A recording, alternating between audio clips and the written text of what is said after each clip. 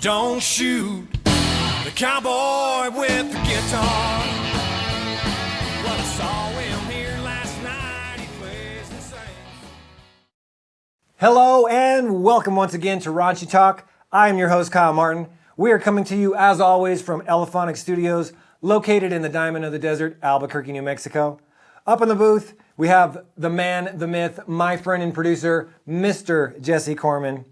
Today, I'm honored to have a man in studio whose band I literally tried to steal one time with him in it, the one and only, the awesome Mr. Jer Killinger. Hello, sir. Hey, what's going on? How are you today? I'm all right. Thank you for being on my show. So, real quick, what brings a young up-and-coming guitarist from Orrville, Ohio to Albuquerque, New Mexico to start one of the most vulgar and exciting bands in the Southwest today? Short answer is a woman.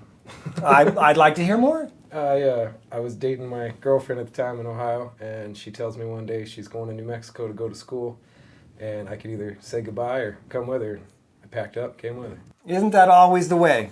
Well, I'm glad that you did. I'm very glad that you did. Now, when I first met you, I believed you to be a hard rocker, which you are. I was. Yeah. But little did I know that deep down an outlaw country badass lurked. Can you talk about that a little? Yeah, I played in metal and thrash and punk bands in this town since 2002, and we were playing that place called Hooligans right next door to the Dirty Bourbon. I remember it. And we were playing an empty venue, and I went outside to take a smoke break, and there was a line out the door at the Dirty Bourbon, and I was like, well, I could do that. Yeah. No, well, we're glad you did. I'm glad you did. So now it is time for the part that I like to call rock in a hard place. According to the Urban Dictionary, the name Killinger is a word used to define what? I have no idea. The answer is sex in crazy places. That sounds like You cannot make this up. Thank God you're on a show called Raunchytalk. Yeah? So, what did you do to help make that definition, Jer? That's all I'd like to know. But I digress. Let's move on to burning questions. You are the lead guitarist, lead vocalist, and chief songwriter of a group called the Dirty Brown Jug Band. How did that happen? How did I become the front man? You tell me. When I wanted to start a country style band, I just started it from the ground up. I wrote a couple of songs. I found a decent bass player. I've been through a couple of drummers, but I've landed on a really good one now. I don't know how it happened, man. I just took the ball and ran with it. There's really no Nice. fantasy explanation for it. I like that. So we have shared the stage with our two bands multiple times over the years. And I can tell you right now that you guys are as tight as I have ever heard you. I caught the set the other night at Red Gorilla. I saw you on San Juan Jazz Society, on Heart Space. That was really cool. And you guys sound friggin' great. What is your practice schedule? What do you do? What's your secret? We try to rehearse once a week, and at minimum a couple of hours. And it's not always like we'll go over the set every week. I'm usually throwing in new cover songs, or I'll write new songs and just throw it at them and see what sticks. But we try to jam on a weekly basis. It shows, man. And I'm not BSing you. There's two other guys in the band. You want to drop their names? Yeah, Justin Roque and Justin Salazar. How they working out for you? They're amazing. I wouldn't trade them for anybody. That was a joke, that question. No, you guys, and you and I were talking about this before we went live. You have a camaraderie on stage and off stage that is easy to read. And that's worth $1 million, I think. You recently teased on the band's Facebook page that your motorcycle has a name. It does. Can you tell us that name, sir? My motorcycle's name is Piglet. Piglet. Yeah. Dare I ask you why? Because it's a smaller Harley. It's not quite a hog. It's Piglet.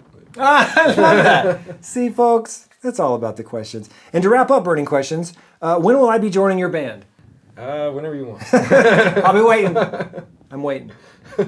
Okay, your new album, Duke City Dreams, it came out in April. I've listened to it from start to finish. I think it is great. I think the production value is great. There's steel guitar on this record. There is. There is some fiddle on this record, It's or actually violin. cello. Is that what that is? Yeah, it's a cello. That's cello. See, thank you. I like that. No, it's and you know what song it's in too. We're going to get to that. If anybody takes anything away from this album, what would you like it to be? I just like when people enjoy listening to my music. I mean, there's a lot of heart and soul in this album, and it took me a couple years to get it all together. It's a good chunk of my life, so I don't know that I want anybody to take away anything other than it, when you're done listening, be like, man, that was good. I like that. They're your babies, aren't they? They kind of are. No, they totally are. I told you once that Duke City Dreams was my favorite song of yours. I love the chords, I love the chorus, I love the feel. How'd you write that one? I was driving around Albuquerque one day and thinking about like the duality of this place and how like beautiful and everything it is, but at the same time there's like this dark, dirty, seedy underbelly to it, and that's Duke City Dreams in a nutshell. I love that song. We're gonna jam it today, I think. I'm very excited. And so, ladies and gentlemen, I give you Duke City Dreams by Mr. Jer Killinger.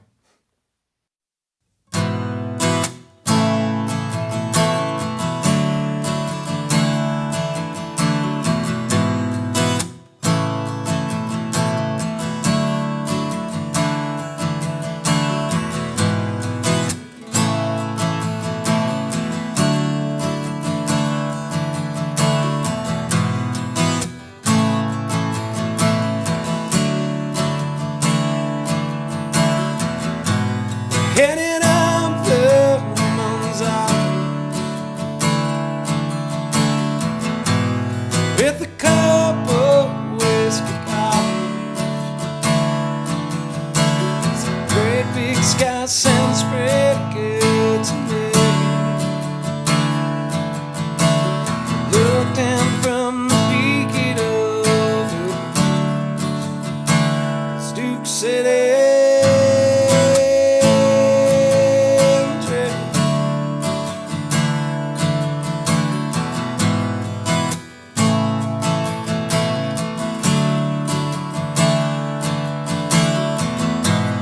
Get away from all the sirens,